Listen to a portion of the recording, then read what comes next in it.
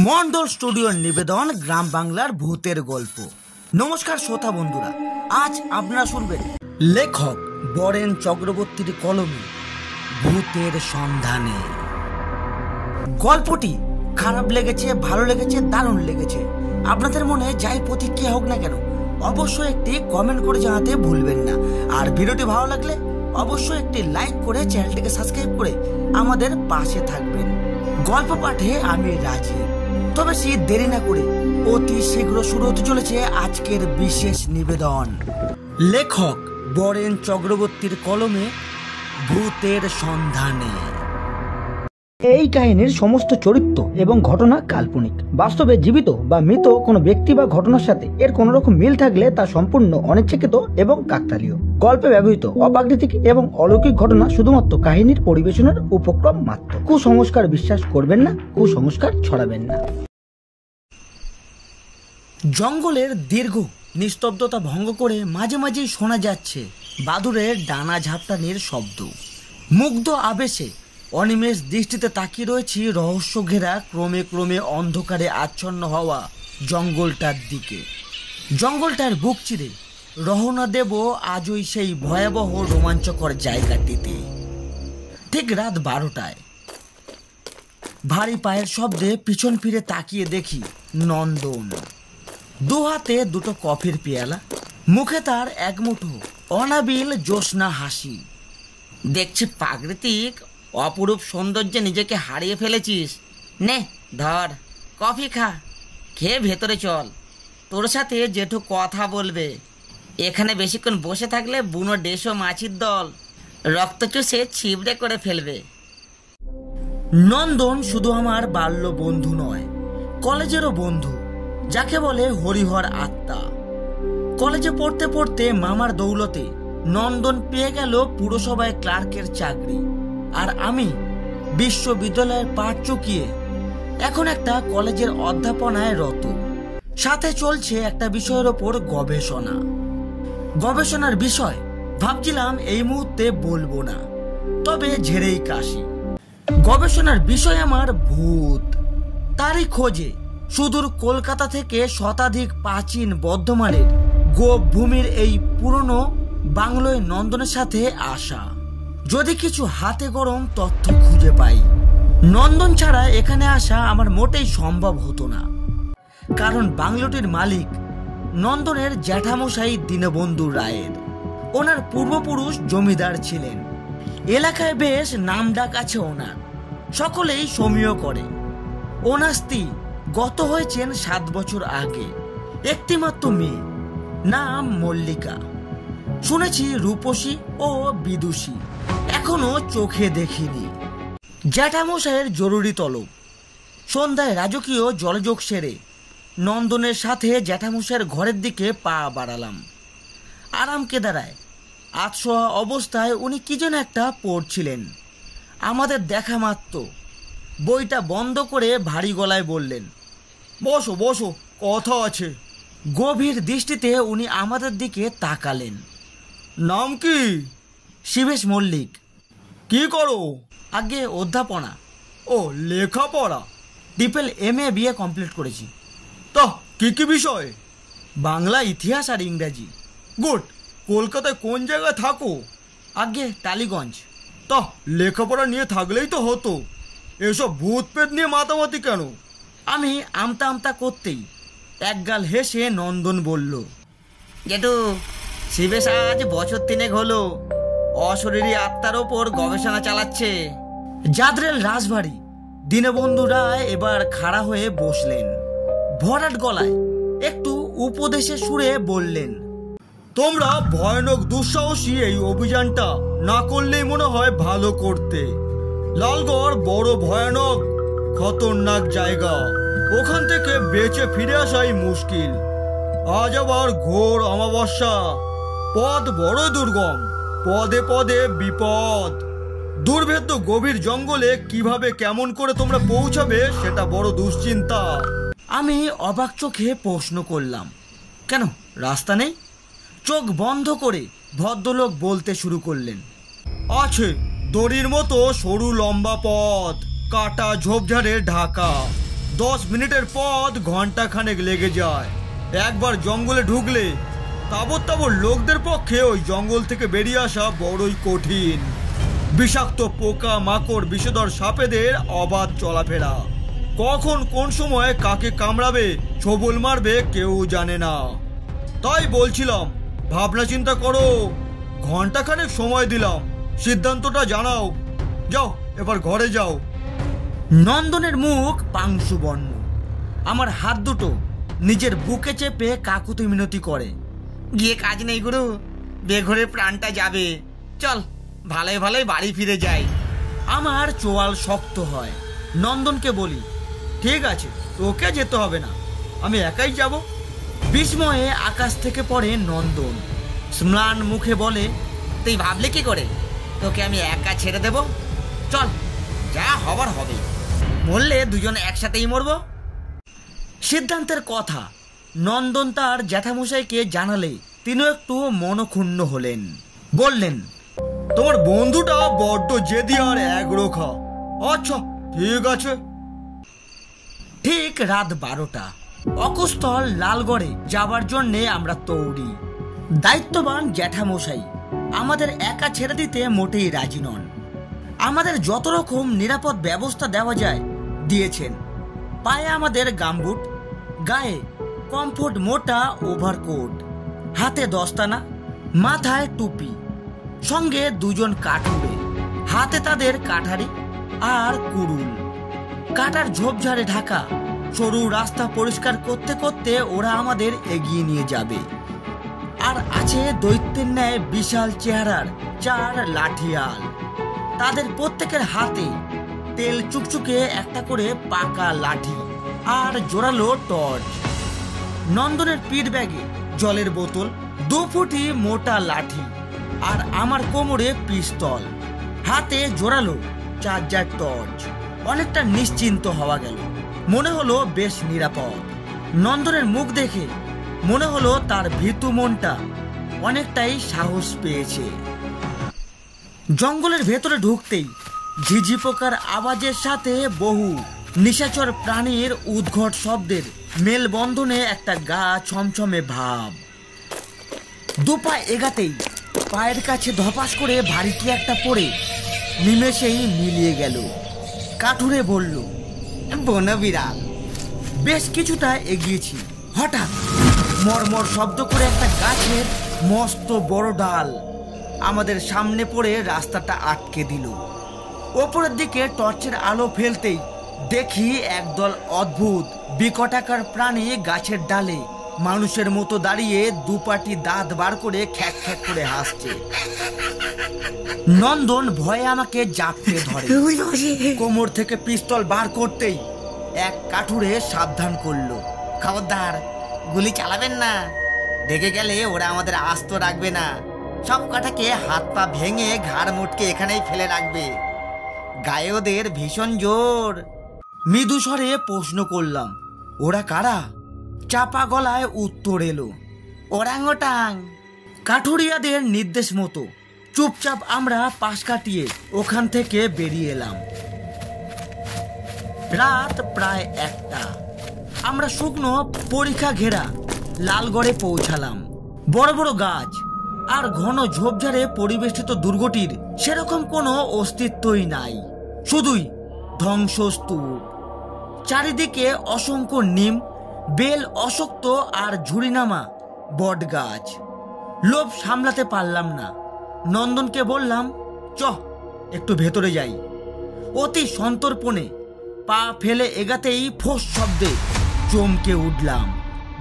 টর্চের আলো ফেলতেই দেখি লেজের ওপর ভর করে প্রায় 2 ফুট মাটির ওপর ফনা তুলে প্রকাণ্ড 2টো বিষধর সাপ। নন্দন ভয়ে কাঠ। আর গিয়ে কাজ নেই। নন্দনকে নিয়ে ফিরে এসে সঙ্গীদের কাছে রেখে দিলাম। ওদের নিষেধাজ্ঞা সত্ত্বেও আমি একাই টর্চ জেলে পরিত্যক্ত ভাঙা দুর্গের মধ্যে প্রবেশ করলাম। ঘুটঘুটে অন্ধকার, শোনা যায় থেকে থেকে একটা হালকা গোঙানির শব্দ। ওপরে টর্চের আলো ফেলতেই মনে হলো বিশাল দীর্ঘকায় একটা ছায়ামূর্তি যেন সরে গেল। কোমর থেকে পিস্তলটা বার করতেই যাব, হঠাৎ করে হাত থেকে টর্চটা ফসকে গেল। জমাট বাঁধা ঘন অন্ধকারে উপুর হয়ে টর্চটা খুঁজতে গিয়ে টের পাই ঘাড়ের ওপর কাদের যেন গরম নিঃশ্বাস। মনে হলো সারাশের মতো গলা টিপে এক্ষুনি আমার দম বন্ধ করে মেরে দেবে। ভয়ে বুকটা কেঁপে উঠল। আমার পিস্তল থেকে গুরুম গুরুম শব্দে বেরোলো 3টে গুলি। নিমেষে আমার দলবল দৌড়ে এসে আমাকে ওখান থেকে বার করে আনলো। লেঠেল সর্দার ভয়ানক উত্তেজিত, বলল, বরাত জোরে বেঁচে গেছেন, অনেক হয়েছে, আর নয়, চলুন বাড়ি ফিরি। আপনাদের মতো ছেলে ছোকরাদের একটাই দোষ, নিজের চোখে না দেখলে আপনারা কোনো কিছুই বিশ্বাস করেন না, অথচ তেনারা আছেন। বিশেষ ক্ষণে অক্ষণে তিথি নক্ষত্রে ওনাদের সাক্ষাৎ পাওয়া যায়। আসুন। লেঠেল সর্দার দিঘির পাড়ে এক বিশাল বাঁশঝাড়ের কাছে নিয়ে এসে থমকে দাঁড়ালো। টর্চ জেলে দেখালো, দেখতে পাচ্ছেন বাঁশগুলো কেমন ঝাড় থেকে দিঘির জলে নুয়ে পড়েছে? ব্যাপারটাকে আমি সহজভাবে নিয়ে বললাম, পড়তেই পারে, গোড়া ভেঙে গেলে বাঁশগুলো তো এমনিতেই পড়ে থাকারই কথা। সর্দার এবার রেগে আমার দিকে কটকট করে তাকালো। নিচের থেকে এক মুঠো মাটি হাতের মুঠোয় নিয়ে মন্ত্রের মতো কি সব বিড়বিড় করে পড়ে তারপরেই বাঁশগুলোর ওপর ছুড়ে দিয়ে বলল, দেখুন, এবার কাণ্ডটা দেখুন। অবাক কাণ্ড! দিঘির পাড়ে পড়ে থাকা বাঁশগুলো নিমেষেই হুশ করে উঠে দাঁড়িয়ে ঝাড়ের মধ্যে মিশে গেল। অজানা ভয়ে আমাদের বুকগুলো এবার সত্যি কেঁপে উঠল। লেঠেল সর্দার গুটি গুটি পায়ে আমাদের সকলকে বিশাল একটা নিম গাছের তলায় দাঁড় করিয়ে জিজ্ঞাসা করলো, দেখুন তো নাকে কোনো গন্ধ পাচ্ছেন কি না?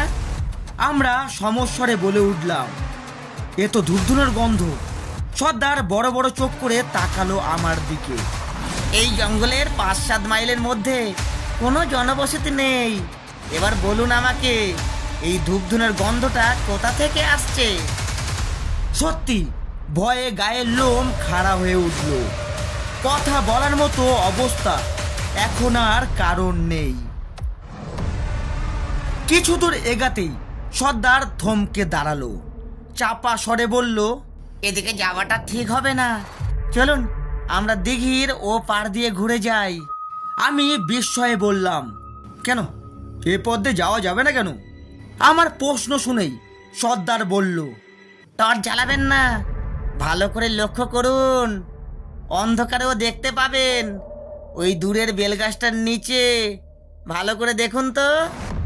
ধপধপে সাদা কাপড় পরা একজন বামুন ঠাকুর বসে। বিস্ময়ে হতবাক হই। বামুন ঠাকুর? টর্চটা বগলে ঢুকিয়ে পাকা লম্বা লাঠিটা বুকের সামনে মাটিতে দাঁড় করিয়ে হাত জোর করে অবনত মস্তকে সর্দার বলল, হ্যাঁ, বামুন ঠাকুর, আপনারা যাকে বলেন বেম্বদৈত্যী। এই দৃশ্য দেখে নন্দন ভিমড়ি খেয়ে বু বু করতে করতে অজ্ঞান হয়ে মাটিতে পড়ে গেল। মহা বিপদ! চোখে মুখে জল দিয়ে নন্দনের জ্ঞান ফিরলে আমরা সোজা বাড়ির দিকে রওনা হলাম। গভীর রাতে ক্লান্ত হয়ে বাংলোয় ফিরে বিছানায় গা এলিয়ে কখন যে ঘুমিয়ে পড়েছি খেয়াল নেই। হঠাৎ একটা তীব্র তীক্ষ্ণ আওয়াজে ঘুমটা ভেঙে গেল। কানটা খাড়া করলাম, শুনতে পাই ঘরের মধ্যে কার যেন পায়চারির শব্দ। আজ পাশে নন্দন নেই, অসুস্থতার জন্য তার আজ বিছানা জ্যাঠামশাইয়ের ঘরে। নিয়নবাতির মৃদু আলোয় সবকিছু স্পষ্ট নয়, আবছা দেখা যাচ্ছে। উঠে বসতেই দেখি মাথার দক্ষিণ দিকের বারান্দার দরজাটা হাত করে খোলা। হু হু করে বসন্তের মাতাল বাতাস স্থির বেগে ঘরে ঢুকছে। অবাক হলাম, বেশ ভালো মনে আছে শোবার সময় সামনের এবং পিছনের দুটো দরজাই ভালো করে এঁটে শুয়েছিলাম। মশারিটা ফাঁক করে নিচে নেমে দরজাটা বন্ধ করতেই অমনি ঘরের আলোটা নিভে গেল। হয়তো লোডশেডিং। আবার শুনতে পাচ্ছি ঘরে কারো চলাফেরার শব্দ। অন্ধকারে হাতড়ে বালিশের তলা থেকে টর্চটা বার করে জেলে ঘরের চারিদিকে খাটের নিচটা ভালো করে দেখলাম। না, কোথাও কিছু নেই। নজর পড়ল দেওয়ালে টাঙানো মস্ত বড় বাঁধানো ছবিটার ওপর। মধ্যবয়সী রূপবতী মহিলা, যেন জীবন্ত। ঠিক করলাম আর ঘুমাবো না, বাকি রাতটা জেগেই কাটিয়ে দেবো। টেবিলে রাখা জগের জলটা ঢকঢক করে খেয়ে অনেকটা শেষ করলাম। পাওয়ার আশায় নিয়ন বাতিটা আবার জ্বলে উঠল। চুপ করে বিছানায় বসে থাকতে থাকতে চোখ দুটো ঘুমে জুড়িয়ে আসলো।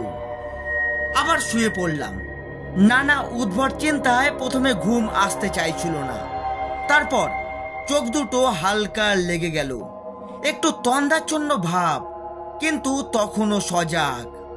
মশারির একটা খসখস আওয়াজ, মনে হলো কে যেন মশারিটা তুলছে। চোখ দুটো মেলতেই দেখি মশারি তুলে আমার মুখের কাছে মুখ এনে এক মহিলা এক দৃষ্টে আমার দিকে তাকিয়ে। ভয়ে চোখ বন্ধ করে প্রাণপণে চিৎকার করে উঠলাম, বাঁচাও আমাকে, বাঁচাও। ভয়ে গলা শুকিয়ে কাঠ, গলা থেকে কোনো আওয়াজ বেরোচ্ছে না। দরদর করে গা দিয়ে ঘাম ঝরতে লাগলো। দেওয়ালে টাঙানো ছবিটার দিকে তাকালাম, অবিকল ওই মুখ। খাট থেকে নামতেই যাব, দেখি সারা শরীর অবশ। বহু কষ্টে দেওয়াল ধরে দরজার ছিটকানি খুলে ভাঙা গলায় চিৎকার করে উঠলাম, কে আছো, আমায় বাঁচাও। দরাম করে একটা শব্দ হয়ে পুনরায় দক্ষিণের দরজাটা খুলে গেল। খোলা দরজা দিয়ে উন্মত্ত একদল হাতির মতো অনেকখানি ঝোড়ো বাতাস হুড়মুড়িয়ে ঢুকে গোটা ঘরটাকে লন্ডভন্ড করে দিল। বাড়ির কেয়ারটেকার ভজনলাল হন্তদন্ত হয়ে ছুটে এসে আমার চোখে মুখে জল দিতেই ধরে প্রাণ এলো। প্রচণ্ড রেগে গিয়ে বললাম, তোমরা আমায় কোথায় শুতে দিয়েছ? উদ্বিগ্ন কণ্ঠে ভজনলাল জিজ্ঞাসা করলো, কি হয়েছে দাদাবাবু? সবিস্তারে ঘটনাটা বললে ভজনলাল হো করে হেসে উঠল। এরপর খুব সহজভাবে বলল, এতে ভয়ের কি আছে? যাকে দেখেছেন উনি আমাদের গিন্নিমা। এ বাড়িতেই, এই ঘরেই থাকেন। আজ পর্যন্ত উনি কারোর ক্ষতি করেননি। ভজনলালের কথা শুনে মনে হলো আমি এবার নির্ঘাত মূর্ছা যাব। সারা দুনিয়া আমার ঘুরছে। বলো কি? শুনেছি তো গিন্নিমা? হ্যাঁ, মারা গেছেন প্রায় 7 বছর আগে। গায়ের রক্ত হিম হয়ে গেল। সারা রাত এই অশরীরে আত্মার সাথে আমি একা এই ঘরে ছিলাম। মনে মনে ভীষণভাবে রুষ্ট হলাম ওদের এই অবিমিশ্রকারিতায়। আবার খুশিতে রোমাঞ্চে শিহরিত হলাম এক অশরীরী আত্মার অবয়বকে চক্ষুষ দেখতে পেয়ে। একটু সকাল হতেই বাংলোর পরিবেশটা মনে হলো আজ যেন একটু অন্যরকম। পরিচালক পরিচালিকা থেকে শুরু করে পরিবারের প্রতিটি মানুষের চোখে মুখে যেন একটা খুশির হিল্লোড়। মাঝে মাঝে শাঁখের আওয়াজও পেলাম। মনে হলো আমাকে নিয়ে আজ যেন একটু বেশি আদিক্ষেতা শুরু হয়েছে। কি কারণ বোঝা গেল না। কারণটা নন্দনকে জিজ্ঞাসা করলো। ঠোঁট উল্টে কাঁধ ঝাঁকিয়ে সে বুঝিয়ে দিল এ ব্যাপারে সে বিন্দুমাত্র জানে না। 7 সকালে এখন আমি আর নন্দন জ্যাঠামশাই দীনবন্ধু রায়ের ড্রয়িং রুমে। তিনি আমাদের সাথে কিছু গুরুত্বপূর্ণ কথা বলবেন এবং একটা সুখবরও দেবেন। আমরা তাই অধীর প্রতিজ্ঞায় বসে রইলাম।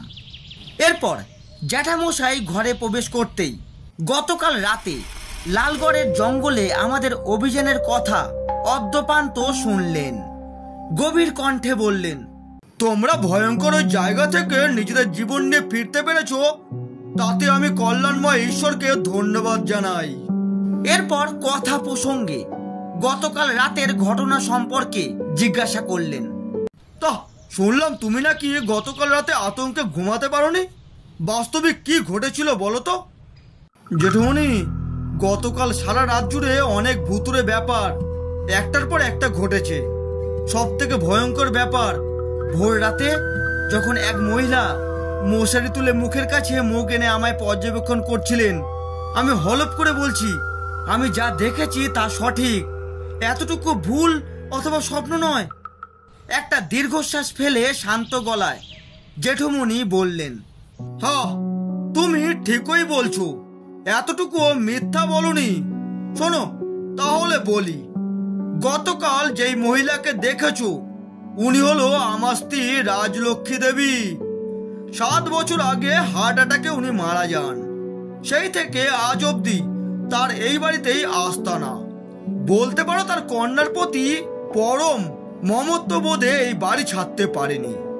বাড়ির লোকেরা মাঝে মাঝে দেখতে পেলেও আমি এবং আমার কন্যা নিয়মিত তাকে দেখতে পাই। তন্দাচ্ছন্ন অবস্থায় তার কথা আমরা শুনতেও পাই। হয়তো এখানেও উনি আছেন, আমাদের কথাও শুনছেন। সময়কালে ওনার অস্তিত্ব আমরা টের পাবো। কথাগুলো শোনার পর চেয়ারটা টেনে নন্দন এবার আমার কাছে একটু ঘন হয়ে বসলো। মুখটা শুকিয়ে এইটুকু হয়ে গেছে। জ্যাঠামশাই দীনবন্ধু রায় বলতে আরম্ভ করলেন, কাজের কথায় আসি বাবা শিবেশ। কথাটা আমার মেয়ে মল্লিকাকে নিয়ে। মল্লিকা আমার একমাত্র মেয়ে। ভবিষ্যতে আমার স্থাবর এবং অস্থাবর সমস্ত সম্পত্তির সেই মালিক। মামুনির বিয়ের ব্যাপারে আমরা ভীষণই দুশ্চিন্তায় ছিলাম। প্রায় শতাধিক পাত্র দেখা হয়েছে, তাদের প্রায় সবার আমার মেয়েকে পছন্দ এবং তাদের মধ্যে অধিকাংশ আমারও পছন্দ হয়েছে। কিন্তু আমার স্বর্গীয় স্ত্রী কোনোটাকেই পছন্দ করেনি। আর আসল কথা হলো, তার পছন্দ না হলে এ বিয়ে সম্পন্ন হবার নয়। বড় সুখবর, আমার স্ত্রী তোমাকে ভীষণভাবে পছন্দ করেছে। এতদিনে ঠাকুর মুখ তুলে চেয়েছেন। আমার পরিবারে সকাল থেকেই তাই আজ খুশির হাওয়া বইছে। তোমারও একটা পছন্দের ব্যাপার আছে বাবা। আশা করি আমার মেয়েকে তোমার অপছন্দ হবে না। আমার মেয়ে বলে বলছি না, মেয়ে আমার অসামান্য সুন্দরী, শিক্ষিতা, সঙ্গীতজ্ঞা, মৃদুভাষী এবং সুরুচি সম্পন্না। এরপর জ্যাঠামশাই চেয়ার ছেড়ে উঠলেন, আন্তরিকতা সুরে বললেন, তোমরা ব্রেকফাস্ট করে নাও। একটু বাদেই আমার মল্লিকা মামুনি এখানে আসবে। আমরা সকলে মিলে তার গলায় রবীন্দ্রসঙ্গীত শুনবো। সমস্তটা শোনার পর দম বন্ধ হয়ে আসছিল। এই সমস্ত কথা শোনার জন্য আমি প্রস্তুত ছিলাম না। আমি নন্দনের হাত দুটো ধরে বললাম, ভাই ভাই রে, আর দেরি নয়, তল্পিতল্প গুছানোই আছে, চ এই বেলায় কেটে পড়ি। এই ভুতুরে বাড়িতে আর এক মুহূর্ত থাকতে আমি রাজি নয়। নন্দনের মাথায় আকাশ ভেঙে পড়ল। কপাল চাপড়ে অবাক চোখে বলল, বলিস কি রে, তোর তো এখন আঙুল ফুলে কলা গাছ। রাজকন্যার সাথে অর্ধেক নয়, একেবারে গোটা রাজত্ব। বোনটাকে আমার একবার চোখের দেখা দেখ না, দেখবি চোখ ফেরাতে পারবি না। আমরা সকলে মিলেই শুনলাম মল্লিকার গলায় রবীন্দ্রসঙ্গীত। কি সুরলা কণ্ঠ! শুধু কণ্ঠ নয়, কি তার অপরূপ রূপ! রূপের আগুনে মনে হচ্ছে যেন চোখ দুটো ঝলসে যাবে। কি করে একটা নারী এত রূপ হয় ভাবতেই পাচ্ছি না। এ যেন শিল্পীর রং তুলে দিয়ে আঁকা ছবিকেও হার মানাবে। পোশাকে মার্জিত রুচি, চোখে মুখে সারা শরীরে যেন একটা লক্ষ্মীশ্রী ছাপ ফুটে উঠেছে। অবাক বিস্ময়ে নিষ্পলক দৃষ্টিতে তাকিয়ে আছি লক্ষ্মী প্রতিমা মল্লিকার দিকে। আমি খেয়ালই করিনি ঘর ভর্তি কত জোড়া চোখ আমার মুখের দিকে কতক্ষণ আমার এই বেহায়াপনা দৃশ্য উপভোগ করছে। খেয়াল হতেই ভীষণ লজ্জিত এবং নিজেকে বিব্রত বোধ করলাম। ইতিমধ্যেই সকাল গড়িয়ে দুপুর হলো। স্নান খাওয়া দাওয়াও সারা হয়ে গেছে। আজ দুপুরেই বাড়ির পথে আমরা রওনা দেব। নন্দন নিজের ব্যাগপত্তর গুছাচ্ছে। গুটি গুটি পায়ে আমরা দুজনেই জ্যাঠামশাইয়ের ঘরের দরজায় এসে দাঁড়ালাম। দেখি উনি অস্থিরভাবে পদচারণ করছেন। জেঠুমণি, বাবা শিবেশ, এসো এসো, তোমরা কি বেরিয়ে পড়েছো? বলছিলাম কি, এই ভর দুপুরে না বেরিয়ে কাল সকাল সকাল বেরালেই তো ভালো করতে। আসলে আগামীকাল ইউনিভার্সিটিতে একটা জরুরি কাজ আছে, তাই। তাহলে তো যেতেই হবে। পায়ে হাত দিয়ে প্রণাম করতেই জ্যাঠামশাই 2 হাত তুলে মাথায় হাত দিয়ে আশীর্বাদ করলেন। একটু ইতস্তত করে বিনয়ের সুরে বললেন, বাবা শিবেশ, তোমার মতামতের ব্যাপারটা তো জানতে পারলাম না, যদি একটু জানাতে। আমি নতমস্তকে দাঁড়িয়ে থাকলে তিনি হতাশার সুরে বলে উঠলেন, আমার মেয়েকে কি তোমার পছন্দ হয়নি বাবা? আমি ভীষণভাবে অস্বস্তিতে পড়লাম। বললাম, এ কি বলছেন আপনি? আপনার মেয়ে সর্বগুণে গুণান্বিতা। আমি আপনার মেয়ের যোগ্য কিনা সেটা নিয়েই আমি দ্বিধায় আছি। আপনার স্নেহে আমি ধন্য, আপ্লুত। এই মুহূর্তে আমি নিজেকে পরম সৌভাগ্যবান বলে মনে করছি। আমার এই ব্যাপারে কোনো অমত নেই, তবে আমার মায়ের মতামতের প্রয়োজন আছে। আমাকে বুকে জড়িয়ে আনন্দে জ্যাঠামশাই হাউ হাউ করে কেঁদে ফেললেন। বললেন, বড় শান্তি পেলাম বাবা, তুমি হীরের টুকরো। তোমাকে চিনতে আমার স্ত্রীর এতটুকু ভুল হয়নি বাবা। পছন্দের ছেলের হাতে মেয়েকে তুলে দিতে পেরে মনে হয় এবার আমার স্ত্রীর আত্মা চির শান্তি পাবে। শুভস্য শীঘ্রম। আর দেরি নয়, আমি সামনের সপ্তাহের প্রথম দিকেই কলকাতায় তোমাদের টালিগঞ্জের বাড়িতে তোমার মায়ের সাথে দেখা করে বিষয়টি চূড়ান্ত নিষ্পত্তি করব। বর্ধমান স্টেশনে আমাদের পৌঁছে দেওয়ার জন্য গেটের সামনে গাড়ি দাঁড়িয়ে। গাড়িতে উঠবার আগে ভেতর থেকে কিশোর যেন একটা তাগিদে নন্দনকে বললাম, চ জেঠিমার ঘরে গিয়ে জেঠিমার ছবিটার সামনে দাঁড়িয়ে একটু শ্রদ্ধা জানিয়ে আসি। ঘরে ঢুকে দেওয়ালে টাঙানো প্রতিকৃতির দিকে এক দৃষ্টে কিছুক্ষণ তাকিয়ে থাকলাম, যেন জীবন্ত মায়াময়ী প্রসন্না দৃষ্টি। ভক্তি ভরে প্রণাম করতেই গোটা শরীরে আনন্দ ভয়ে একটা শিহরণ জাগলো। মনে হলো মাথায় কার যেন মমতা মাখানো একটা স্পর্শ, কপালে স্নেহ বিগলিত স্নিগ্ধ শীতল ছোঁয়া পেলাম। নিমেষে অনির্বচনীয় আনন্দে গায়ের লোমগুলো খাড়া হয়ে উঠল। গাড়িতে উঠতেই লক্ষ্য করলাম অদূরে পরিবারের সমস্ত মানুষ এক জায়গায় দাঁড়িয়ে পরম আন্তরিকতায় হাত নেড়ে জানাচ্ছে আমাদের বিদায় অভিনন্দন। তাদের এই ব্যবহারে মন ছুঁয়ে গেল।